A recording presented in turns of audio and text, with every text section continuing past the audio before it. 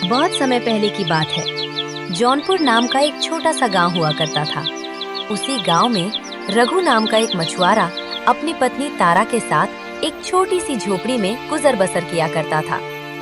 एक दिन रघु तालाब के किनारे बैठकर आसमान की ओर देखते हुए बोला, हे ईश्वर, आज तो मेरा जाल मछलियों से भर दे। तभी अचानक रघु के गांव का एक व्यक्ति वहां पर पहुंच गया।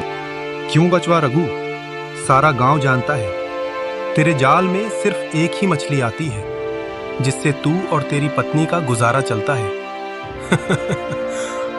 अरे भाई, काहे मजाक बनावत हो भैया? अब एक ही मिलत है तो का करूं? अरे बक, अब मजाक ना उड़ाऊं तो का करूं? अरे तेरा मजाक तो सारा गांव उड़ाता है। हाँ हाँ, डालो डालो जाल डालो। एक मछली पकड़ने के लिए इतना बड़ा जाल? फेंको फेंको फेंको।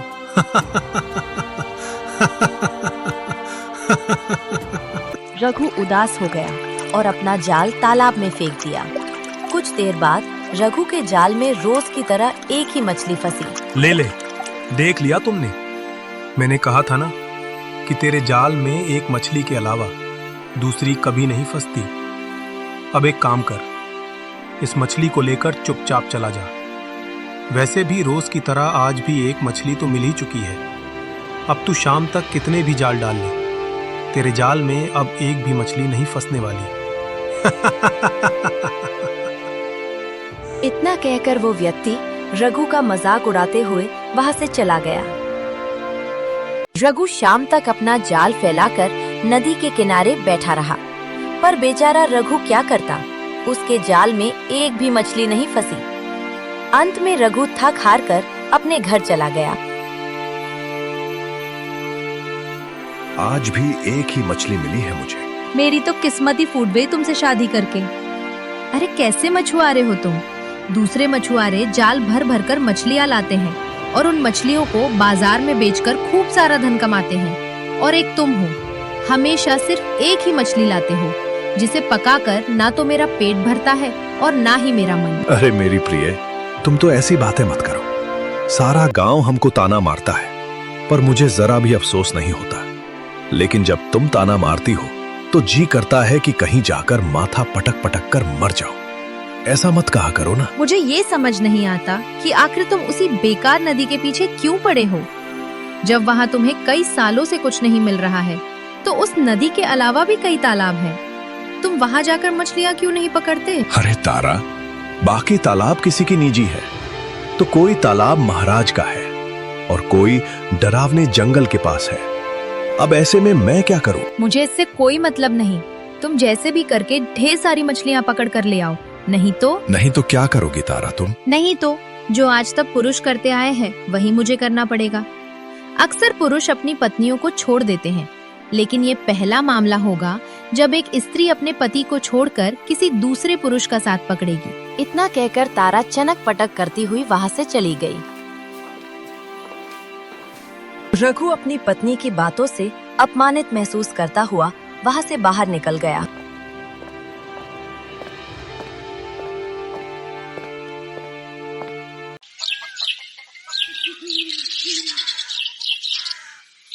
अगले दिन रघु उदासी के साथ तालाब की ओर जा रहा था कि तभी रास्ते में उसके पड़ोस में रहने वाली एक बूढ़ी माँ जी उससे मिल गई। अरे रघु बेटा, कल फिर से तेरे घर से तेरे और तेरी पत्नी की झगड़े की आवाज आ रही थी।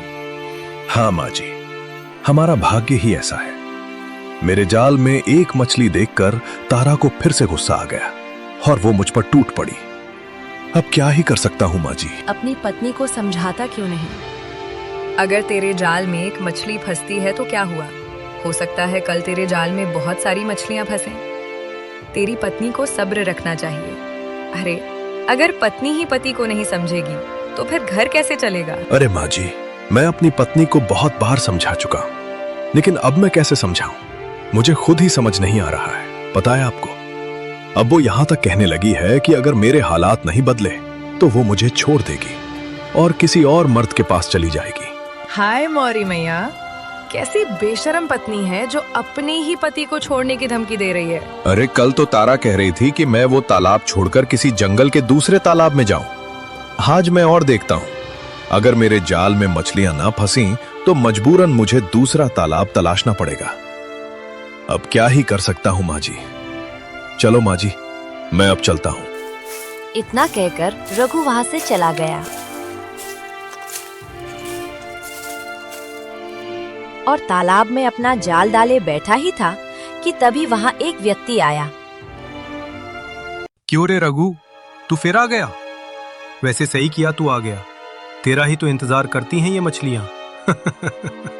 अरे भाई रहने दे रहने दे, किस लिए दिन भर थकने वाला काम कर रहा है? कितनी बार कहा है, मछलियां पकड़ना तेरे बस की बात नहीं है। अरे तू समझता क्यों नहीं? इन मछलियों को तेरी सूरत पसंद नहीं है। जब भी तू आता है ये मछलियां चिढ़ जाती हैं और चिढ़कर तालाब के अंदर ही रह जाती हैं। इतना कहकर वो रघु का मजाक उड़ाते हुए जोर जोर से हंसने लगता है। ये देखकर रघु की आंखों में आंसू आ जाते हैं। तभी रघु के जाल में एक मछली फंस जाती है। लो भाई, हो गया तुम्हारा काम। अब दूसरी मछली तो जाल में फंसेगी नहीं। चल भाई रघु, घर जा, आराम कर और अब इसी को पकाकर खा जा। जा। रघु को गुस्सा आ गया और वो एक मछली लेकर अपने घर चला गया। घर पर एक मछली देखकर तारा कुछ बोलने ही वाली थी, तभी बस अब आगे एक शब्द नहीं बोलना। कल मैं दूसरा तालाब तलाशूंगा, समझ गया हूं, बस। तारा चुप हो गई। अगले दिन रघु मछली पकड़ने का सारा सामान लेकर बाहर निकलने ही वाला था, तभी उसकी पत्नी तारा ने उसे टोका। तुमने कल कहा था कि तुम आज दूसरा तालाब तलाशो। हाँ, कहा था। गांव के दक्षिण वाले जंगल में एक तालाब है। सुना गया है कि वो श्रापित है। कोई आज तक वहां नहीं गया। बस लोग तरह तरह की बातें करते हैं, जाने वहां क्या है। तुम वहां क्यों नहीं जाते? तारा की बातें सुनकर रघु पूरी तरह चौंक गया। अरे वो तालाब, अरे रे रे, वहां तो न जाने कितने दिनों और सालों से कोई गया ही नहीं है। कहते हैं वहां किसी दानव की आत्मा की छाया है। ये सब बकवास बातें हैं। अगर किस्मत बदलनी हो तो थोड़ा सा जोखिम तो उठाना ही पड़ता है। तुम वहां जाओ, मुझे पूरा भरोसा है। वहां तुम्हें ढेर सारी मछलियां मिलेंगी और ये तुम्हारे लिए फायदे का ही होगा। अरे वहां कौन सा फायदा मिलेगा? सोचो, अगर वहां ढेर सारी मछलियां हुई तो तुम उन मछलियों को बेचकर खूब सारा धन कमा सकते हो। और तो और, कोई दूसरा मछुआरा डर के मारे वहां जाएगा भी नहीं। तो इस तरह से तुम निश्चिंत रह सकते हो। तारा की बात सुनकर रघु कुछ देर तक तारा को निहारता रहा। मुझे कोई फर्क नहीं पड़ता, तुम उसी तालाब के पास जाओगे। अगर वो डरावने साए वाला हुआ तो भी मुझे कोई फर्क नहीं पड़ता। मुझे केवल धन चाहिए, चाहे तुम श्रापित हो जाओ या फिर तुम्हें कोई नुकसान ही क्यों ना पहुँचे। तारा की बातों से दुखी होकर रघु उस डरावने तालाब की ओर निकल पड़ा। रास्ता वीरान था। रघु ने देखा कि वहाँ के ज्यादातर पेड़ सूख चुके थे। कुछ देर बाद रघु तालाब के पास पहुँच गया। अरे यहाँ तो बड़ा ही विचित्र सा सन्नाटा पसरा हुआ है। ऐसा लग रहा है जैसे मनुष्य तो बहुत दूर की बात है। वर्षों से यहाँ कोई जानवर तक नहीं भटका। इतना कहकर रघु तालाब की ओर देखने लगा और हिम्मत करके उसमें जाल डाल दिया। रघु को जाल डाले हुए अभी कुछ ही देर हुई थी कि तभी एक काली मछली जाल में फंस गई। मछली के जाल में फंसते ही वहाँ एक तेज रोशनी के साथ एक प्यारी सी मछली प्रकट हो जाती है। हे मनुष्य, कृपया करके इस मछली बहन को जाने दो। मैं तुम्हें इसके बदले सोने की मोहरें दे दूंगी।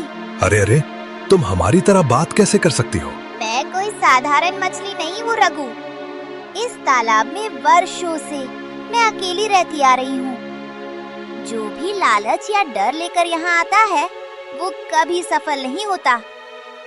लेकिन तुम्हारे मन में लालच नहीं बल्कि पीड़ा और सच्चाई है, इसीलिए मैंने तुम्हें दर्शन दिए हैं। मैं तो बस अपनी रोजी रोटी के लिए मछली पकड़ने आया हूँ। मेरे मन में कोई लालच नहीं है। बस इतना चाहता हूँ कि मेरी पत्नी का पेट भर सके और घर में शांति बनी रहे। इतना कहते ही उस दिव्य मछली ने अपनी शक्ति से रघु के सामने धन की एक पोटली रख दी। अब जब भी तुम्हें धन की जरूरत होगी तब तुम यहाँ मछली पकड़ने आ जाना, ठीक है? ठीक है प्यारी मछली रानी, अब तक मुझे लगता था कि यह तालाब पूरी तरह श्रापित है, पर यह तालाब तो जादुई निकला। ठीक है, धन्यवाद मछली रानी। रघु तुरंत ही घर लौट आया। धन की पोटली तारा को दिखाते हुए रघु बोला, अरे तारा, बड़ी ही विचित्र बात है। उस तालाब में भी मेरे जाल में सिर्फ एक ही मछली फंसी, लेकिन जैसे ही मैंने उस मछली को निकालने की कोशिश की, तभी एक सुनहरी रोशनी में एक लाल मछली वहां प्रकट हो गई और उसने मुझसे उस मछली को छोड़ने के बदले ढेर सारी सोने की मुद्राएं दी और फिर वो वहां से चली गई। तारा उस पोटली को हाथ में लेकर देखने लगी और उसके भीतर लालच जाग उठा। वो चहकते हुए बोली, ये तो बहुत अच्छी बात है। अगर एक मछली के बदले इतना धन मिला है तो सोचो, अगर तुम रोज वहां जाओ और रोज उस मछली को पकड़ो तो हम कितने अमीर हो सकते हैं। फिर ना कोई ताना मारेगा, ना मुझे गरीबी का मुंह देखना पड़ेगा। ठीक है, ठीक है। अगले दिन रघु फिर से वहां गया और फिर जैसे ही रघु ने जाल डाला, एक मछली उसमें फंस गई। तभी सुनहरी रोशनी के साथ वो लाल मछली वहां प्रकट हो गई। उस चमत्कारी मछली ने रघु से उस मछली को छोड़ने को कहा और उसके बदले उसे एक धन की पोटली दे दी। धीरे धीरे ऐसा होने लगा कि रघु रोज वहां जाने लगा।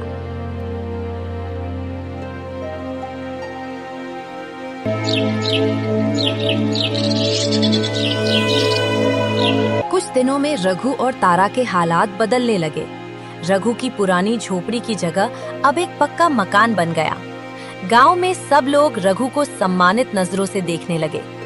अब रघु की हवेली में नौकर चाकर और भी बहुत कुछ मौजूद था। एक दिन रघु बाजार गया था, तभी उसे बगल वाली बूढ़ी माजी मिल गई।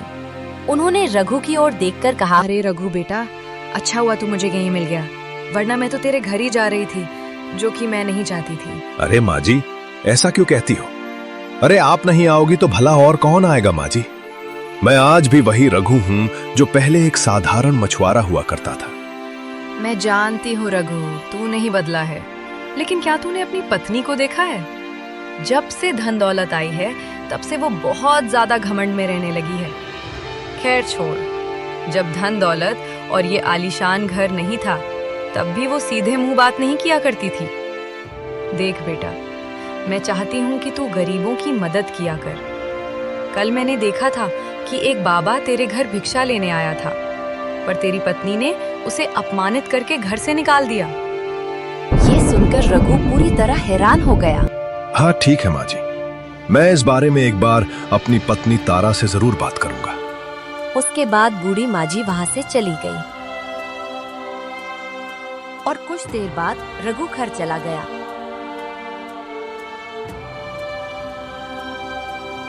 तारा, मैं तुमसे एक बहुत जरूरी बात करने आया हूँ। कैसी बात करना चाहते हो? देखो तारा, हमारे पड़ोस में रहने वाली बूढ़ी माजी बता रही थी कि कल एक बाबा भिक्षा लेने आए थे, जिन्हें तुमने अपमानित करके घर से बाहर निकाल दिया।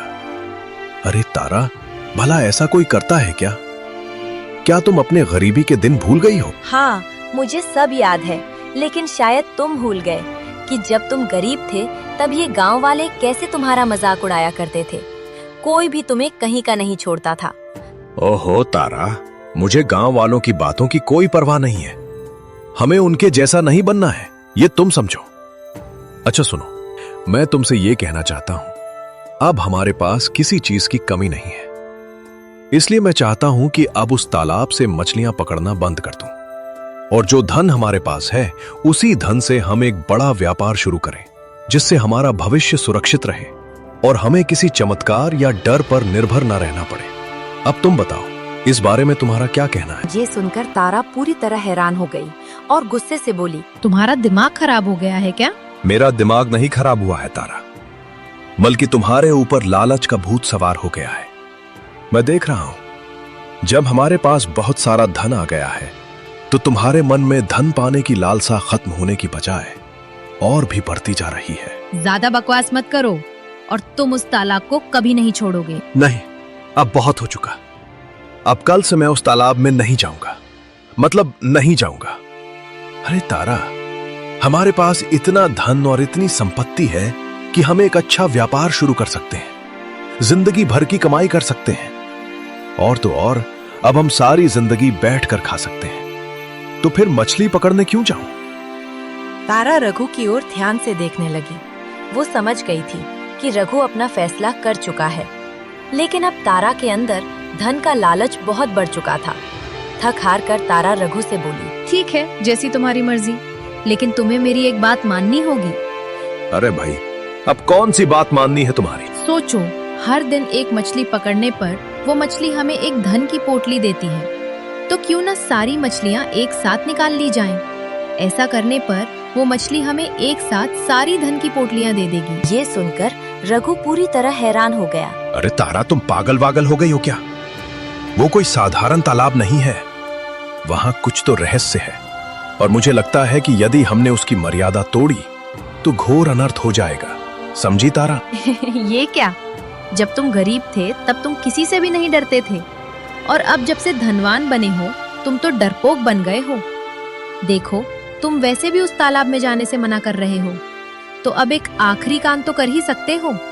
अगर तुमने ऐसा नहीं किया तो मैं अपने आप को उसी तालाब में डुबो लूंगी, और तुम अच्छी तरह जानते हो कि मैं कितनी जिद्दी हूँ। रघु ये सब सुनकर हैरान रह गया। अरे तुम जिद्दी नहीं हो, तुम एक नंबर की लालची हो, लालची। ठीक है तारा, मैंने तुमसे शादी की है तो उसे निभाऊंगा, और इसी शादी की खातिर अब तक मैंने तुम्हारी हर जिद मानी है, तो ये जिद भी मान लूंगा। अगले दिन रघु एक बड़ा सा जाल लेकर उस तालाब के किनारे पहुंच जाता है। आज ये बड़ा सा जाल इस तालाब में डालूंगा और सारी मछलियां मेरे जाल में आ जाएंगी। हाँ, यही ठीक रहेगा। चलो अब फटाफट जाल डालता हूँ। जैसे ही रघु अपना जाल पानी में डालता है, उसी क्षण उसके जाल में बहुत सारी मछलियां आ तो जाती हैं, लेकिन सोना देने वाली वो चमत्कारी मछली नहीं आती। कुछ ही देर में वह चारों ओर धुआं धुआं फैल जाता है, और फिर पूरे तालाब का पानी पूरी तरह सूख जाता है, मानो वह कभी कोई तालाब था ही नहीं। ये सब देखकर रघु घबरा जाता है और सीधे अपने घर की ओर भाग जाता है। रघु का डरा हुआ चेहरा देखकर तारा चौंक गई। क्या हुआ?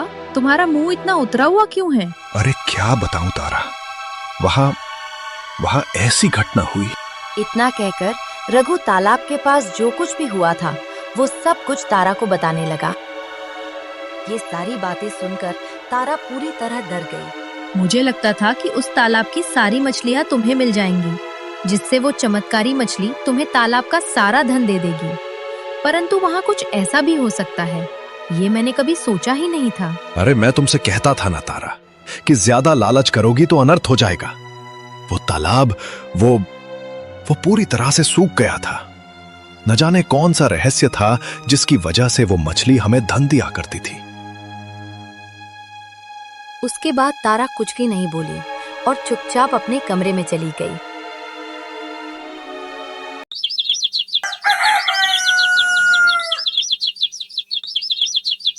अगली सुबह तारा जब बिस्तर से उठी तो उसकी तबीयत ठीक नहीं थी और उसका शरीर पूरी तरह दुख रहा था। अरे तारा, तुम्हारा चेहरा तो बीमार जैसा लग रहा है, क्या हुआ? मेरे पूरे बदन में जोड़ों का दर्द हो रहा है। रघु तुरंत वैद्य को बुला लाया। वैद्य ने तारा को देखा और रघु से कहा, हाय हाय, तुम्हारी पत्नी को तो बहुत ही दुर्लभ बीमारी है, जिसका इलाज भी बेहद दुर्लभ है। इसका उपचार बहुत महंगा है और इलाज में ऐसी कई जड़ी बूटियां लगेंगी जो बड़ी ही मुश्किल से मिलती हैं। अरे तो कोई दिक्कत नहीं है वैद्य जी, चाहे कुछ भी हो जाए मैं अपनी पत्नी को ठीक करके ही रहूंगा। उसी दिन से रघु अपनी पत्नी के इलाज में जी जान से जुट गया। जड़ी बूटियां बहुत मुश्किल से मिलती थीं, इसी वजह से वे बहुत महंगी पड़ती थीं, जिसके कारण धीरे धीरे रघु का सारा धन समाप्त हो गया। एक दिन रघु वैद्य जी से बोला, वैद्य जी, मेरे पास जितनी भी जमा पूंजी थी वो सब खत्म हो गई है। अरे रघु देखो, तुम्हारी पत्नी के इलाज के लिए अब बस कुछ ही दिन बचे हैं। अगर समय पर उपचार नहीं हुआ तो बीमारी फिर से वहीं लौट आएगी जहां से उसने शुरुआत की थी। तुम्हें किसी भी तरह धन जुटाना होगा, वरना तुम्हारी पत्नी का बच पाना मुश्किल है, समझ गए? उसके बाद रघु उदास होकर वहां से चला गया। घर आकर उसने अपनी पत्नी तारा को सारी बात बताते हुए कहा। लगता है तारा, हमें ये मकान बेचना होगा।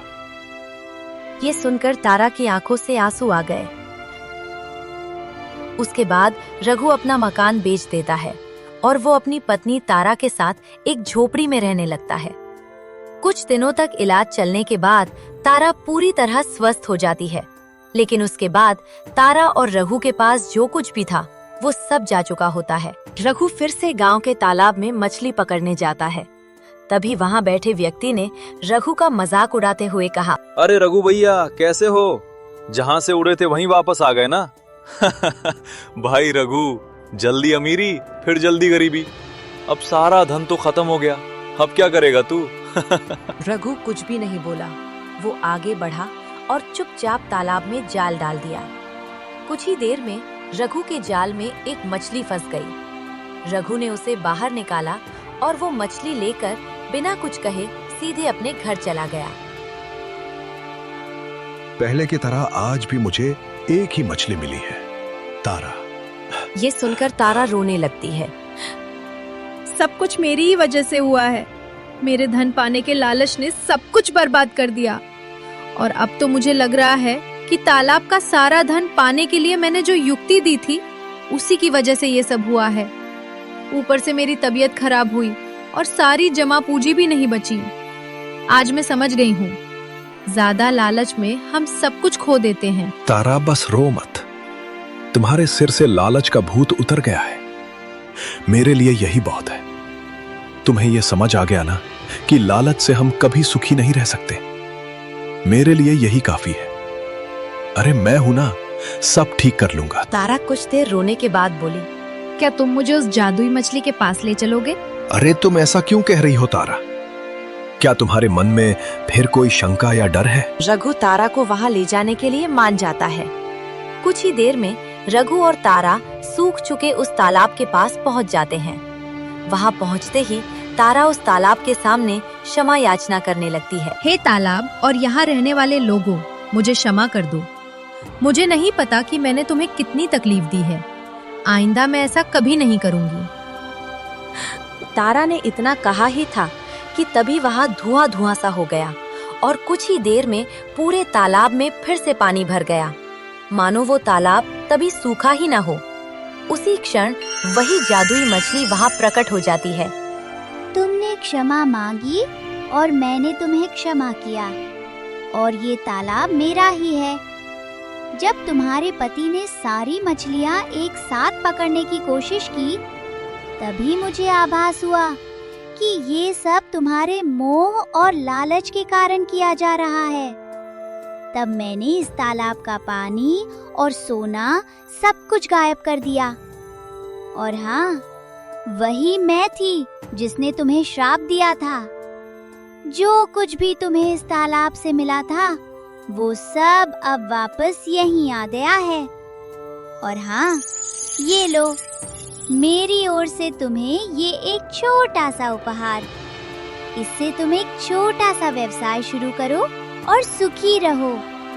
लेकिन याद रखना, आगे से कभी भी लालच मत करना। इतना कहकर वो मछली वापस चली गई। रघु अपनी पत्नी तारा के साथ घर लौट आया। तो दोस्तों, आपने देखा, लालच करना कभी ठीक नहीं होता।